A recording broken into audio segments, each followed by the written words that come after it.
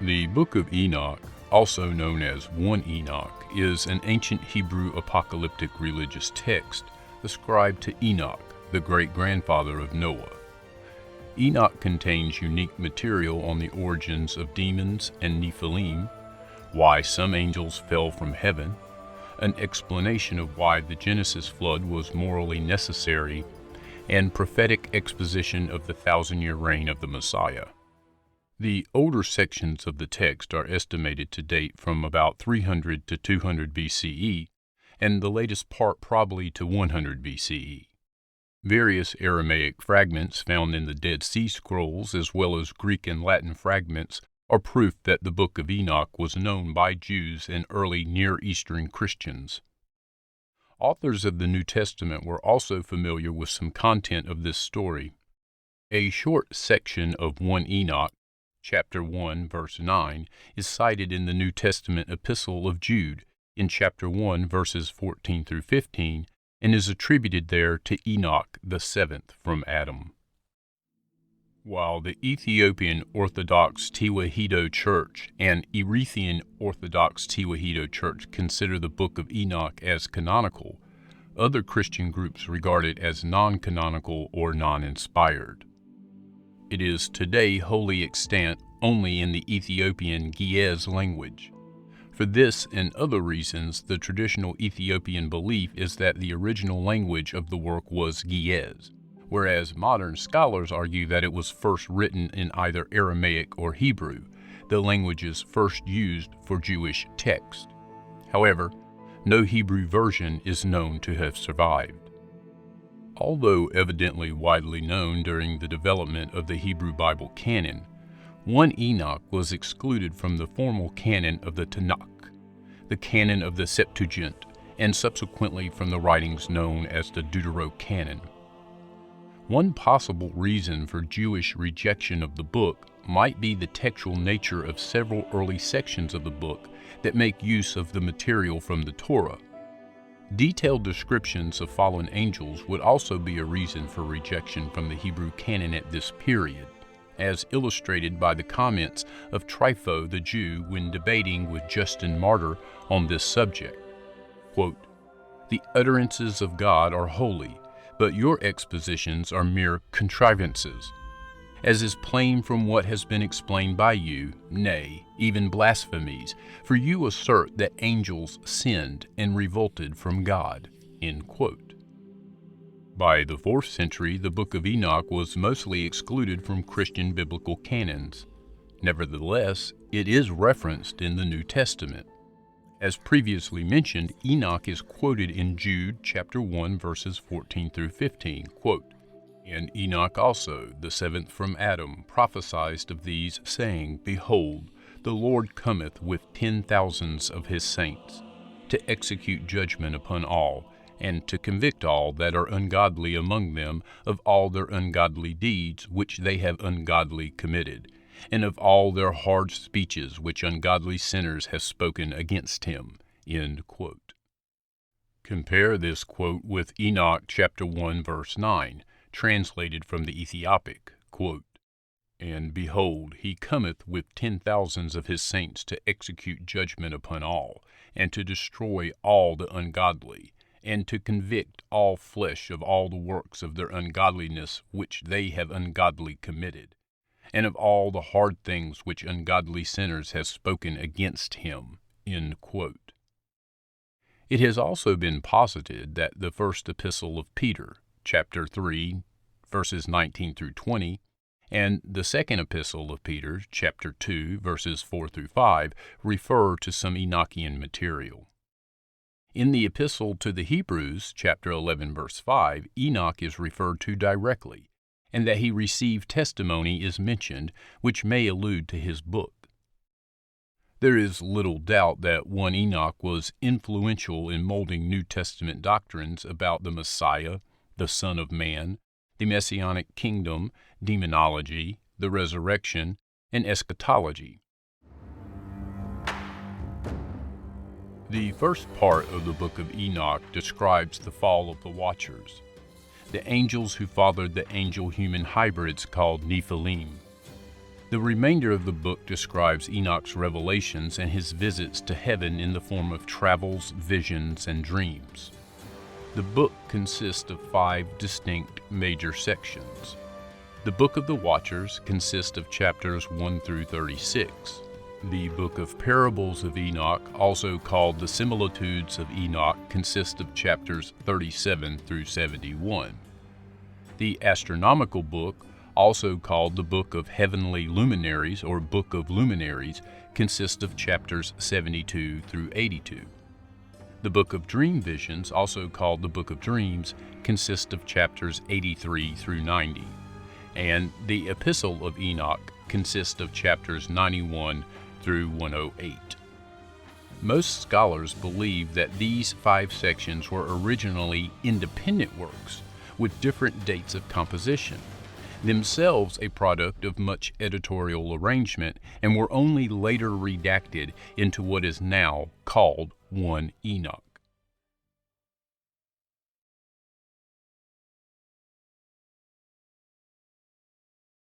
The first section of the Book of Enoch describes the fall of the Watchers, the angels who fathered the Nephilim, and narrates the travels of Enoch in the heavens. This section is said to have been composed in the 4th or 3rd century BCE, according to Western scholars. The introduction to the Book of Enoch tells us that Enoch is, quote, a just man, whose eyes were opened by God so that he saw a vision of the Holy One in the heavens, which the sons of God showed to me, and from them I heard everything. And I knew what I saw, but these things that I saw will not come to pass for this generation, but for a generation that has yet to come. End quote. It discusses God coming to earth on Mount Sinai and his host to pass judgment on mankind. It also tells us about the luminaries rising and setting in the order and in their own time and never change. Quote, observe and see how, in the winter, all the trees seem as though they had withered and shed all their leaves, except 14 trees, which do not lose their foliage, but retain the old foliage from 2 to 3 years till the new comes. End quote. The book also discusses how all things are ordained by God and take place in his own time. The sinners shall perish, and the great and the good shall live on in light, joy, and peace. Quote, and all his works go on thus from year to year forever, and all the task which they accomplish for him, and all their task change not, but according as God hath ordained, so is it done. End quote. The first section of the book depicts the interaction of the fallen angels with mankind. Shemyaza compels the other 199 fallen angels to take human wives to beget us children. Quote, and Shemyaza, who was their leader, said unto them, I fear ye will not indeed agree to do this deed, and I alone shall have to pay the penalty of a great sin. And they all answered him and said, let us all swear an oath, and all bind ourselves by mutual imprecations, not to abandon this plan, but to do this thing. Then sware they all together, and bound themselves by mutual imprecations upon it. And they were in all 200, who descended in the days of Jared on the summit of Mount Hermon, and they called it Mount Hermon because they had sworn and bound themselves by mutual imprecations upon it.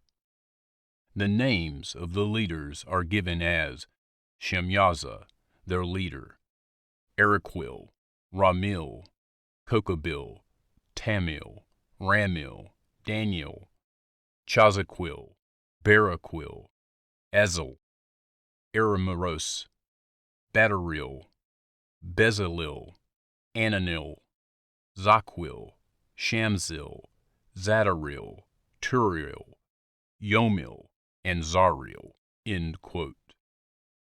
This results in the creation of the Nephilim, or Anakim, Anak, as they are described in the book.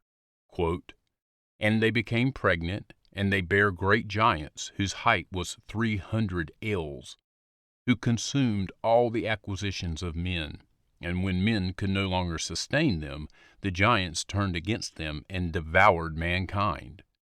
And they began to sin against birds, and beasts, and reptiles, and fish, and to devour one another's flesh, and drink the blood." End quote.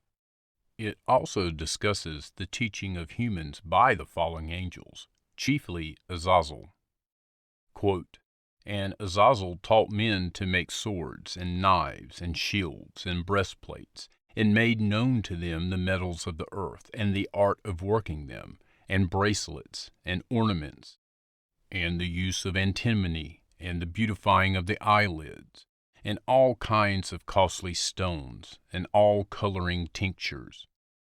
And there arose much godlessness, and they committed fornication, and they were led astray, and became corrupt in all their ways.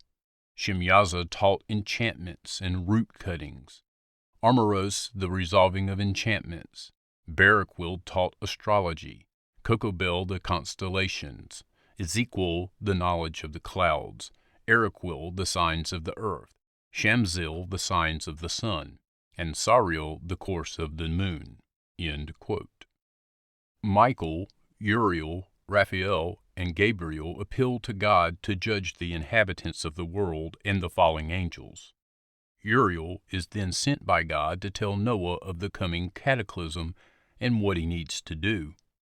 Quote, "Then said the Most High, the Holy and Great One spoke, and sent Uriel to the son of Lamech, and said to him, Go to Noah, and tell him in my name, Hide thyself, and reveal to him the end that is approaching, that the whole earth will be destroyed, and a deluge is about to come upon the whole earth, and will destroy all that is on it.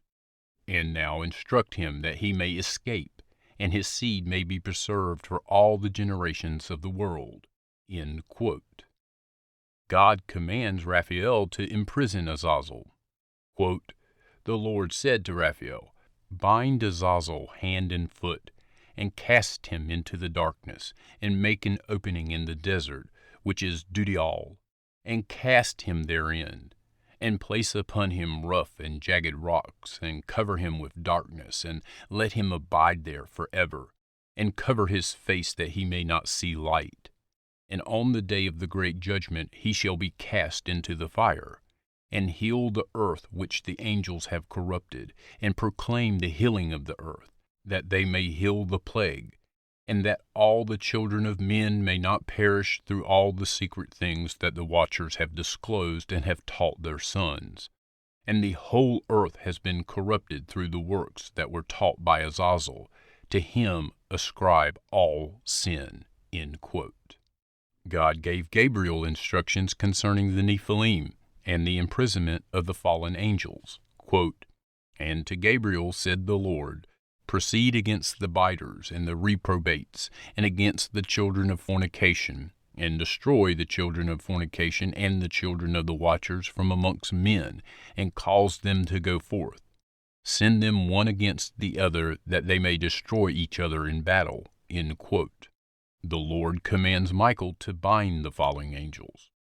Quote, "And the Lord said unto Michael, Go, bind Shemyaza and his associates, who have united themselves with women, so as to have defiled themselves with them in all their uncleanness. And when their sons have slain one another, and they have seen the destruction of their beloved ones, bind them fast for 70 generations in the valleys of the earth, till the day of their judgment, and of their consummation, till the judgment that is forever and ever is consummated. In those days they shall be led off to the abyss of fire, and to the torment, and the prison in which they shall be confined forever.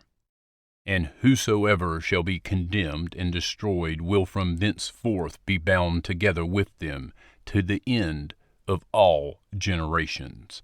End quote. The second major portion of the Book of Enoch is the Book of Parables, which now constitutes 1 Enoch chapters 37 through 71. This is something of a misnomer, as the Book of Parables proper, composed of 3 parables or visions received by Enoch, really only makes up chapters 37 through 59. Chapters 60 through 71 appear to be the incorporation of another, independent source into the Book of Parables.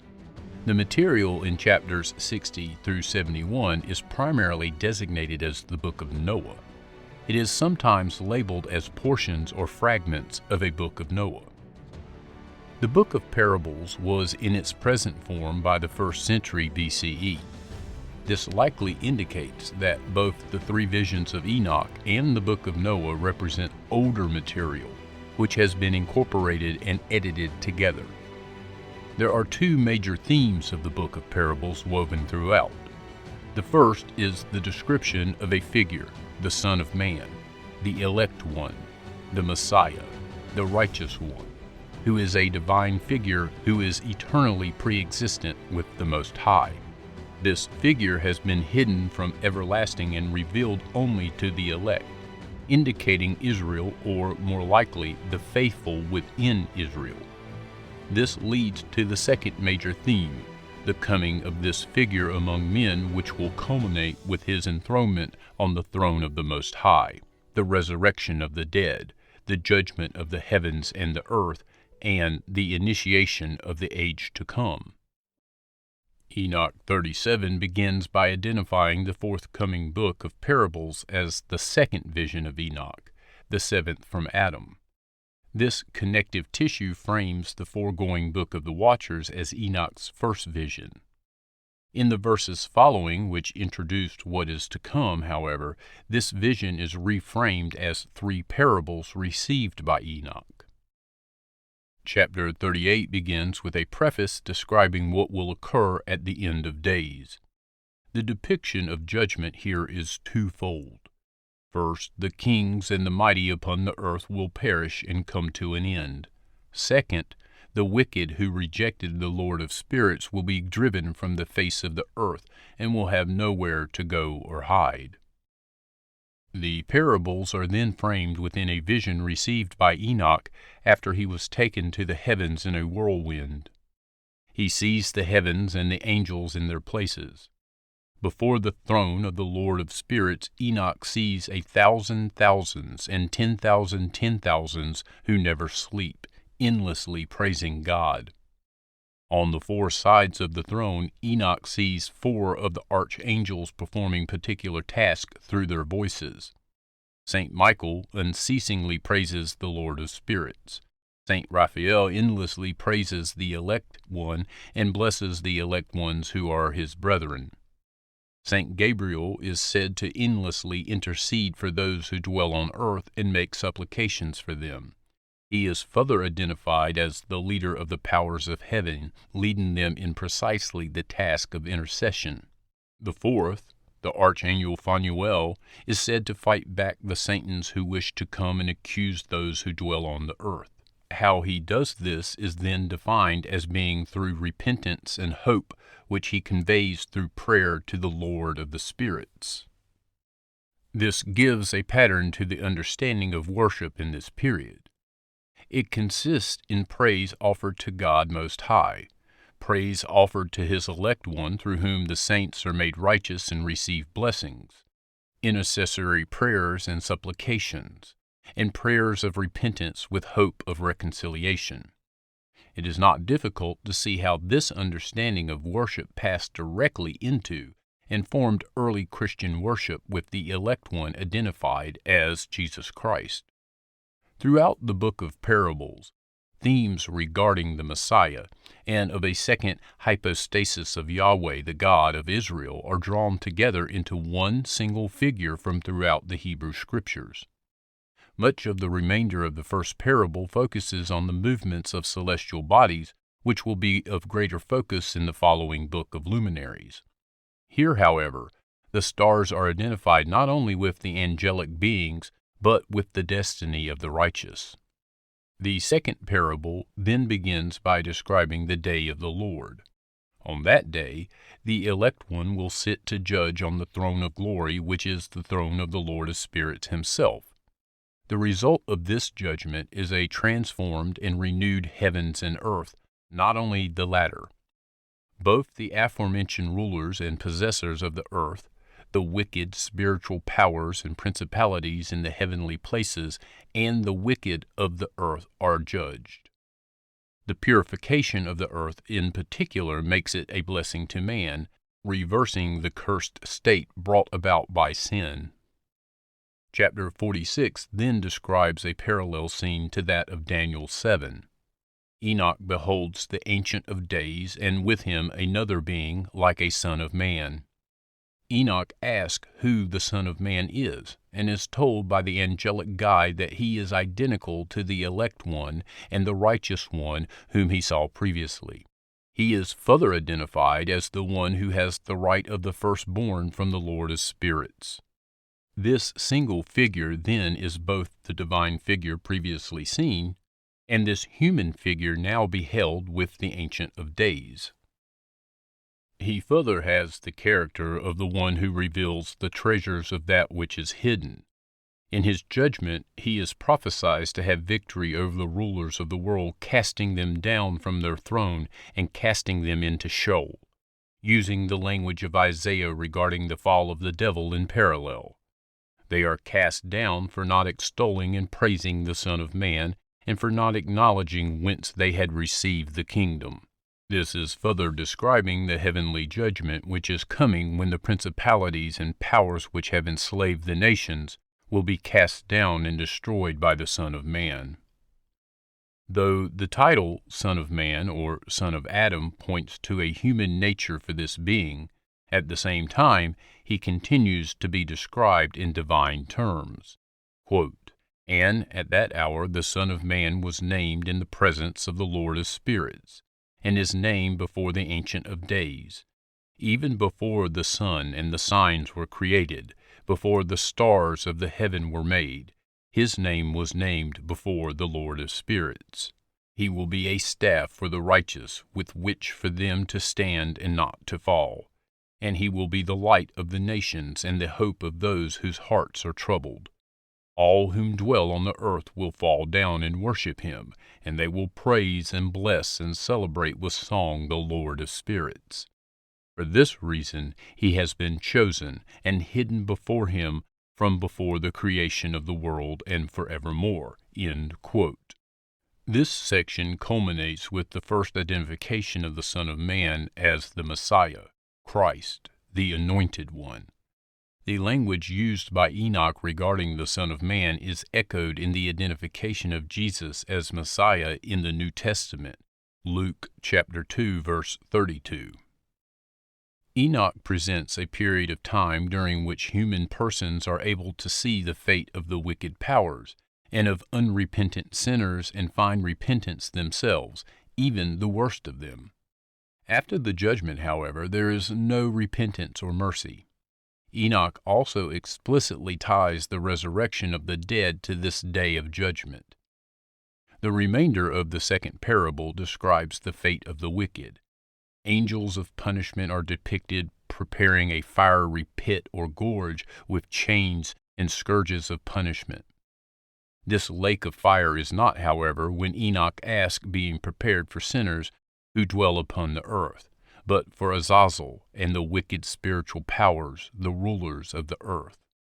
These rebellious powers are said to have made themselves subject to Satan, and to have deceived and led astray into sinfulness those who dwell upon the earth. In the final brief parable, Enoch describes what he sees as the fate of the righteous following the judgment, now free of oppression by wicked spirits and the sinners who serve them. Their life is described as eternal, not merely in the sense of being unending, but of such a quality that time cannot be numbered. This life without end is characterized by peace and justice. The latter portion of the Book of Parables, chapters 60 through 69 within the text of 1 Enoch, incorporates a Book of Noah that was already in written form by the time it was added into the Book of Enoch's text. Chapter 60 begins with the shift to Noah as the speaker in his 500th year. This transition is a bit awkward as the first verse is clearly tailored to attempt to integrate the Noah material into the book of parables. By verse 8, however, Noah clearly refers to Enoch as his grandfather, the seventh from Adam. Upon receiving a vision of the Ancient of Days enthroned and surrounded by the angelic host, Noah experiences the same kind of extreme distress experienced by the Old Testament prophets when receiving their prophetic calls. He again describes this as a near-death experience in which he dropped dead and his soul left his body for a moment. When brought back to himself by the intervention of St. Michael, Noah is told that until that day, the patience and long-suffering of God had prevailed over the wickedness of man, but that on that day that would change.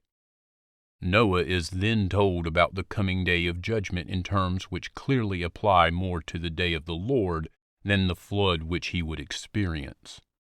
Here, the flood that Noah will experience himself is seen as a sort of sign or a preliminary fulfillment which assures the truth of the greater prophecy of the end of days. In preparation for that day, Noah sees the Lord of Spirits separate two beasts, Behemoth and Leviathan. Behemoth is an earth beast and is thrown into a desert waste east of paradise named Duodane. The sea beast is Leviathan, who is thrown into the abysses of the sea. The separation of the two beasts is an inversion of the Babylonian account of creation in which the dragon, representing the heavens, and that representing the earth come together and mate to create the cosmos. These two beasts are wicked spirits operating within these created elements that have been subjugated to chaos, destruction, and death. Though they as evil spirits are operative in the world until the end, it is at the end of days that they come back together in order to feed. In addition to the broad description of their character and activity, the two beasts draw directly upon ancient Near Eastern divine depictions, for example, pagan gods. Behemoth is the plural form of the Hebrew behemah, a word which means a beast, an ox, or cattle. The plural is used as a superlative so that this would be the great beast, the great ox, or the great bull. Every culture in the ancient Near East made use of this bull of heaven imagery to express the power of their gods. Female gods are frequently described as heifers, younger gods, divine sons such as Baal, as calves. The most common form of idolatry practiced by ancient Israel surrounded this bull and calf imagery. Leviathan, likewise, is an ancient demonic being derived by way of Lotan, from the Ugaritic Latanu. The name likely finds its origin in the verb terith, related to Leviathan's traditional depiction as a seven-headed sea serpent. As a spiritual being, Leviathan is an embodiment of chaos and destruction. In the Baal myth, she is slain by Baal himself to establish order in the world. Noah then sees a vision parallel to the preceding visions of Enoch of the final judgment. The elect one is seated on the throne of the Lord of Spirits, glory by the Lord of Spirits himself. Before this judgment, all of the dead are raised. Every human person who has ever lived is raised regardless of the means of their demise or the status of their remains. Nonetheless, the focus here of judgment is not the wicked among humanity, but the rulers and possessors of the earth. It is these principalities and powers who are the focus of judgment, not the humans whom they misled. The punishment of these latter is to share the fate ordained for the former. These are distinguished from another group of spirits which Noah sees suffering the same punishment, namely the Watchers. The Book of Enoch, in all of its parts, describes not one but multiple spiritual rebellions and a variety of evil spiritual forces with different origins for their evil. After this first vision of Noah, he beholds the state of the earth in which he dwelt in his own days, how it was corrupted and filled with wickedness. He knew that the destruction of the world he saw in his first vision was imminent, and so he cries out, seeking wisdom. He cries out not directly to God, however, but his grandfather Enoch. Here, Enoch is not only someone who was taken into the heavens and given a vision to share with humanity. Enoch is here seen to have an ongoing role as a member of the council of the Lord of Spirits which surrounds the throne. Enoch is now serving for his descendant Noah the function which the archangels served for him in his own apocalyptic journey. Like the archangels, Enoch is not a figure given some sort of special powers in his own right, but rather serves as a messenger for the Lord of Spirits. This understanding of the departed saints, already present centuries before the Christian era, would continue in the church in the understanding of various appearances of departed saints to those on earth in times of trouble and distress. The flood itself is portrayed here as God removing his restraint from the waters. More specifically, the waters are representative of chaos and destruction, have spirits of chaos and destruction associated within them. The Lord of Spirits has assigned angels over the powers of the waters to restrain them from destroying the earth. When the restraint is removed, the waters come and destroy everything on earth. God uses the waters, however, to do good. The release of the destructive force of the powers of the water punishes the spirits upon the earth, but heals the body of the earth. The unrepentant wickedness of the fallen watchers is so abhorrent that even Michael and Raphael will not intercede. For them to do so would be to take their side against the Lord of Spirits in rebellion.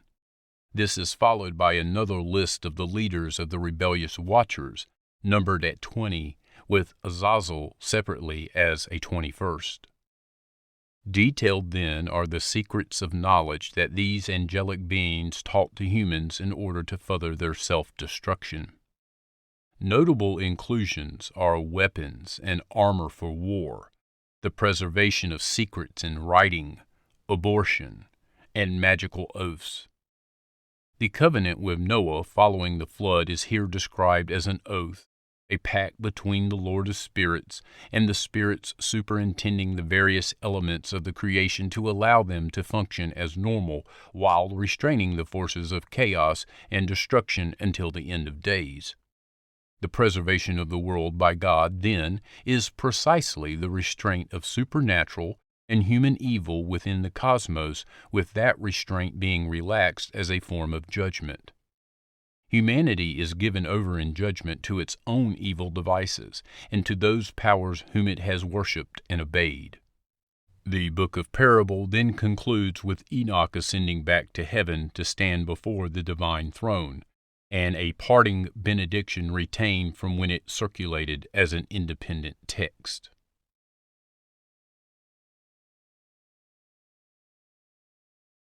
Four fragmentary editions of the Astronomical Book were found at Qumran and have been dated to the beginning of the 2nd century BCE. The fragments found in Qumran also include material not contained in the later versions of the Book of Enoch. This book contains descriptions of the movement of heavenly bodies and of the firmament, as a knowledge revealed to Enoch in his trips to heaven guided by Uriel, and it describes a solar calendar that was later described also in the Book of Jubilees, which was used by the Dead Sea sect. The use of this calendar made it impossible to celebrate the festivals simultaneously with the Temple of Jerusalem. The year was composed from 364 days, divided into 4 equal seasons of 91 days each. Each season was composed of 3 equal months of 30 days, plus an extra day at the end of the 3rd month. The whole year was thus composed of exactly 52 weeks, and every calendar day occurred always on the same day of the week. Each year and each season started always on Wednesday, which was the 4th day of the creation narrated in Genesis, the day when the lights in the sky, the seasons, the days, and the years were created. It is not known how they used to reconcile this calendar with the tropical year of 365.24 days, and it is not even sure if they felt the need to adjust it.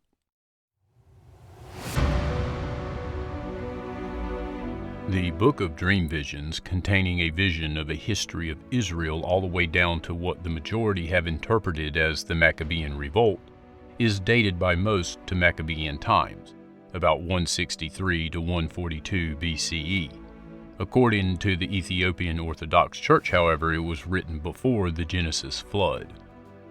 Enoch's first dream vision is related in chapters 83 and 84. In it, Enoch sees a vision of the coming flood and the destruction of all flesh for its wickedness. Enoch says that he had this dream as a youth and told it immediately to his grandfather, Malalel. In response to the dream, Enoch goes out and prays to the Lord of glory that he will spare for himself a righteous remnant upon the earth. Enoch here directly connects the remnant with the faithful angelic host and the wicked with those who have fallen into sin, incorporating spiritual warfare into the wrath of the flood. The greater body of the Book of Dreams consists of what is known as the animal apocalypse. This is not some sort of massacre of animal life, but rather an apocalyptic vision that depicts the history of the world from beginning to end in the form of the interactions of a variety of animals, both wild and domestic. As with most apocalyptic literature, the intent here is not merely to tell the story of the world by means of an allegorical fable, but to bring together both the reality of material history and happenings within the spiritual realm in one narrative. Particularly within apocalyptic literature, history is not seen as a chain of earthly cause and effect, occasionally interrupted by divine intervention. Rather, the chain of cause and effect ripples through both the visible and invisible realms, with each affecting the other, and beings crossing over from one to the other in regular interactions. Enoch relates this vision to his son Methuselah as well.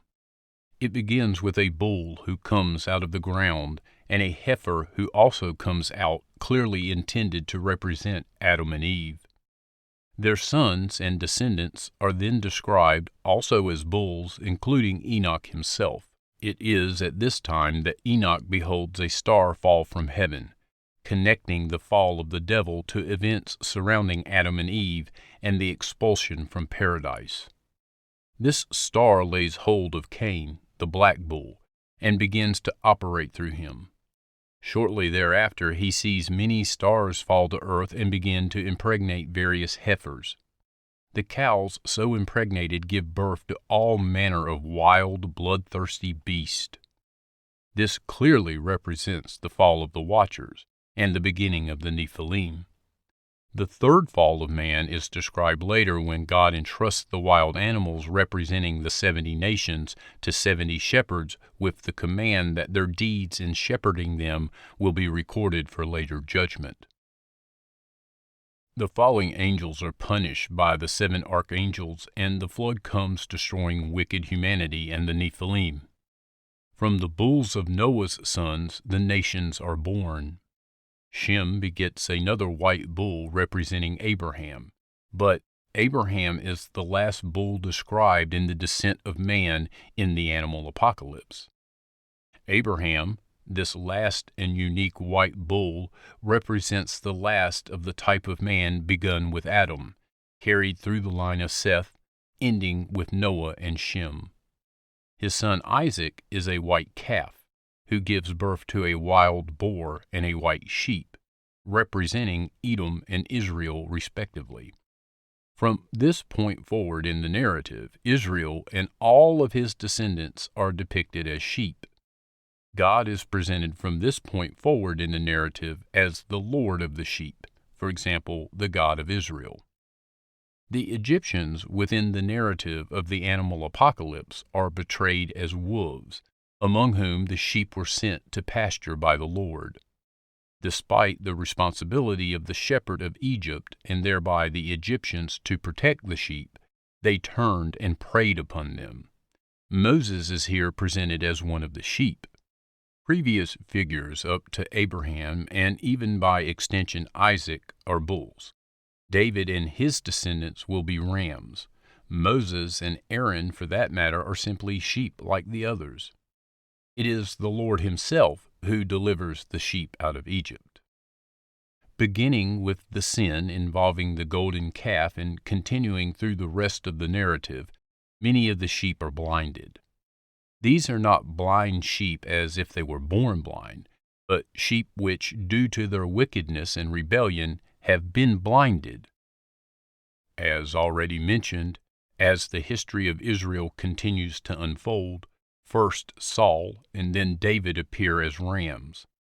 Solomon, another ram, builds the temple which is described as a low house and a high tower. The purpose of the house is sacrifice, which is here described as a wide table being spread before the Lord of the sheep.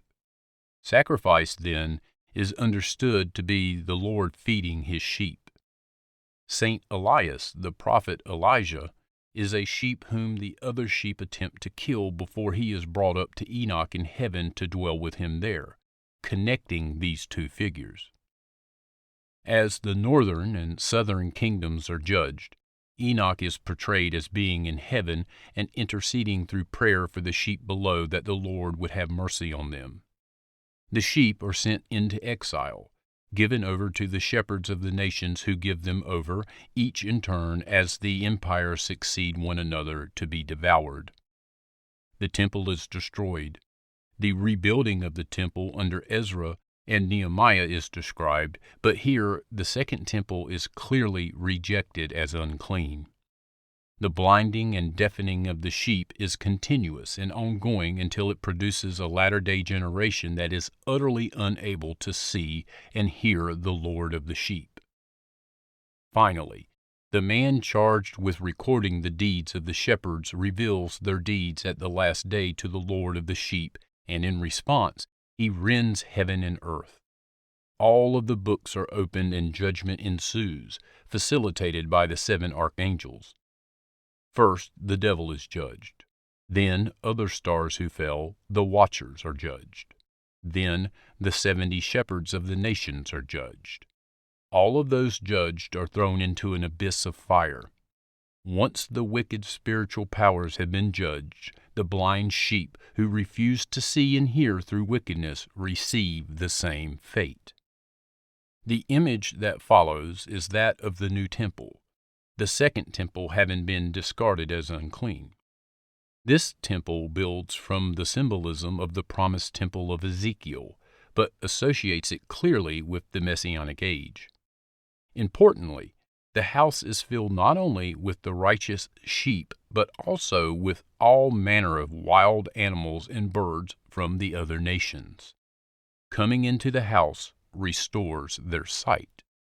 These are not the animals that were perfect, but the ones who did not persist in hardening themselves and so were healed. Those within this new house are then transformed. They are transformed because the Messiah is born among them, the greatest and most powerful white bull who is worshipped by all. His being born among them transforms them from sheep into white bulls themselves, like Adam and Eve, and the other humans of old. Enoch then awakes from his dream and glorified the Lord of righteousness for this second vision, then weeps at the memory of his first and the destruction of the flood. The final portion of the Book of Enoch, comprising what is generally numbered as chapters 91 through 108, is commonly referred to as the Epistle of Enoch. Though epistle, through its New Testament usage, gives the idea of a letter, these chapters are not purported to be a letter written by Enoch. Rather, they purport to be a record of Enoch's parting words to his son Methuselah and his extended family. The main body of the Epistle of Enoch consists of Enoch relating a vision to his family because he has been told he is about to ascend to the heavens.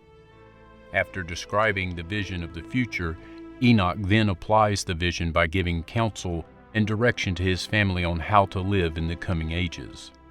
The basic themes of this preaching are set out in what is now chapter 91 of 1 Enoch. Enoch calls upon his children to walk in and practice righteousness. This is particularly important because of the great wickedness present on the earth in the midst of which Enoch's children will live their lives.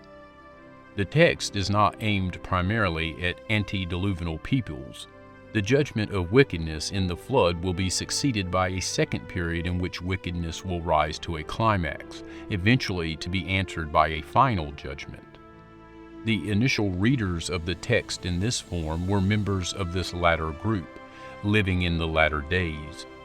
The final judgment includes the resurrection of the dead, at which point the righteous will receive eternal life, and the wicked go to eternal darkness. Enoch then speaks of the entire history of the cosmos from his birth as a series of weeks, though not necessarily to indicate any particular period of time, nor to associate that period with a multiple of 7. Enoch claims to have this knowledge of history from having read the heavenly tablets, which represents a tradition found throughout the ancient Near East, most commonly expressed in the English Bible in references to the Book of Life. The first week ends with the birth of Enoch, the seventh from Adam, who is a figure of primary transitional importance. The second week ends with the first end, the flood of Noah, in which a man is saved. The third week ends with the call of Abraham, who is said to become a plant of righteousness which grows and blossoms forever. The fourth week ends with the giving of the Torah as a result of visions. At the end of the fifth week, the temple is built. In the sixth week, Israel falls into apostasy. A man ascends to heaven, Elijah, and at the end, the temple is burned to the ground, and the whole race of the chosen root is scattered to exile. The seventh week, then, is the period of time during which what would be the Book of Enoch was compiled. This period is marked by the rise of an apostate generation, all of whose deeds are apostasy. At the end of this week, the Messiah appears. The great increase in evil will be met by the end of God's long-suffering and the revelation of his wrath. There are two primary effects of this coming of the Messiah for the coming week. First, the nations give up their idols, and the gods of the nations are cast down and hurled into the fire of eternal punishment. It also represents the beginning of the resurrection of the dead, who upon their resurrection receive wisdom. The period following this, the eighth week, is the age of righteousness. This is described as a period of spiritual warfare and battle against sin.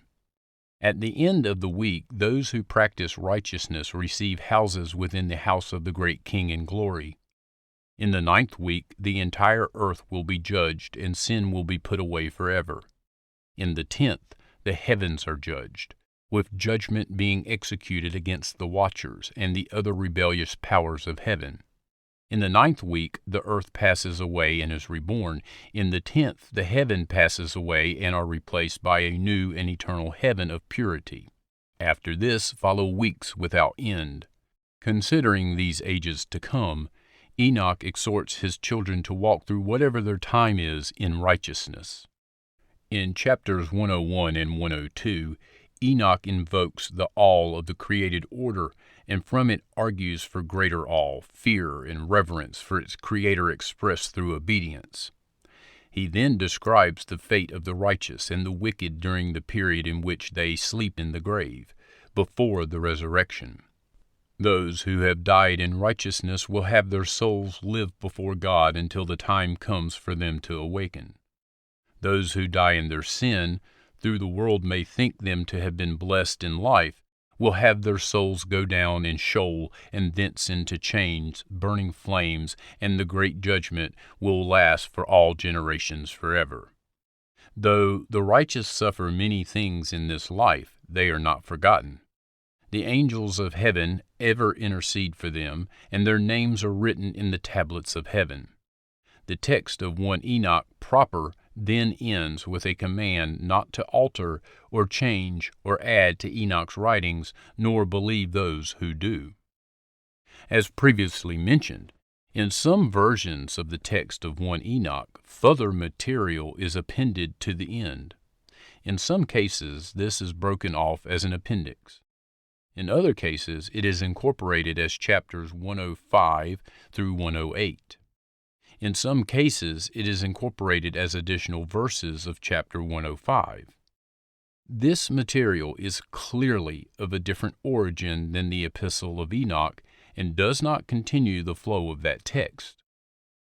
The Book of Enoch is not a single work of a single genre. Rather, it is a collection of ancient apocalyptic traditions transmitted for some centuries orally, then as independent written documents, and finally as one collected text.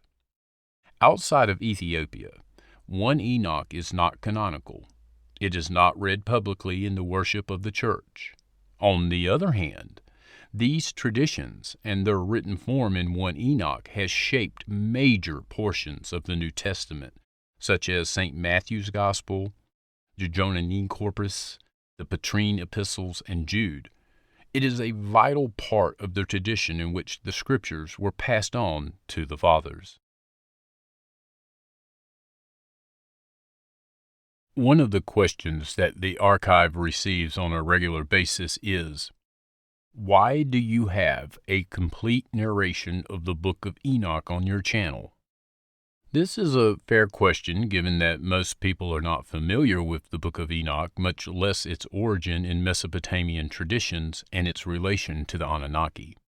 With over 5 million views to date, the archive would like to believe we have brought this ancient text to the attention of a whole new group of people seeking truth at one level or another. But for those interested in the ancient astronaut hypothesis, this text offers a detailed insight into the Anunnaki, who are one of the main pillars of said hypothesis.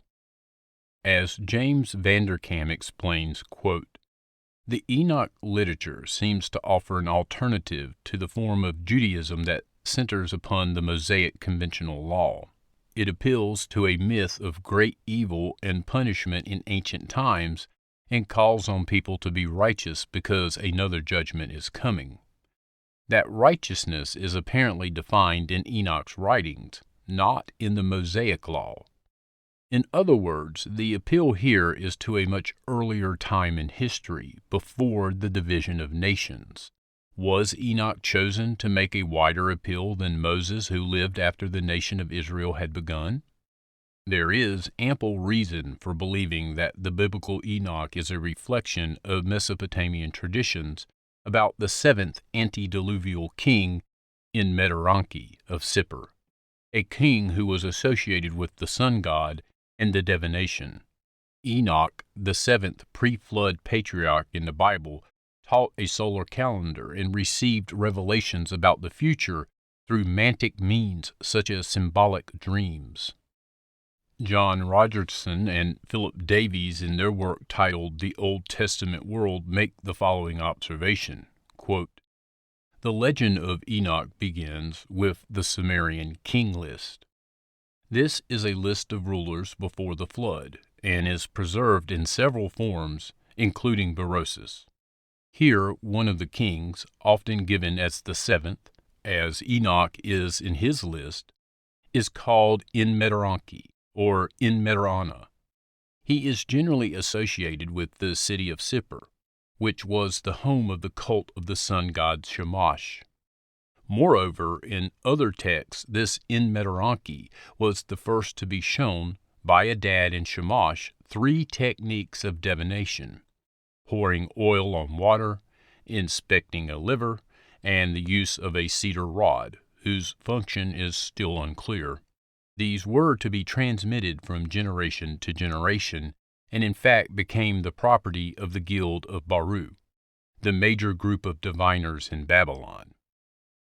These details show how the biblical portrait of Enoch may have been compiled from En-Meteranki. Each is seventh in the antediluvial list.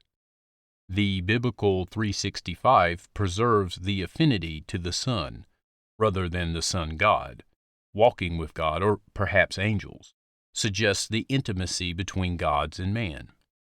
The final connection links not with Enmeteronki, but with a fish-man, Apkallu, with which each of the first 7 kings associated, from whom they learnt all kinds of knowledge. Enmeteronki's Apkallu, called Utu-Abzu, is mentioned in another cuneiform text, where he is said to have ascended to heaven. This last link remains provisional, but at all events, the writer of Genesis chapter 5, 21 through 24, appears to either have created Enoch as a counterpart of Enmeteronki, or, equally probably, to have alluded to an already existing Jewish tradition about Enoch, already modeled on the earlier figure." End quote. For those of you familiar with Zecharia Sitchin's work, you know that he connected even more dots.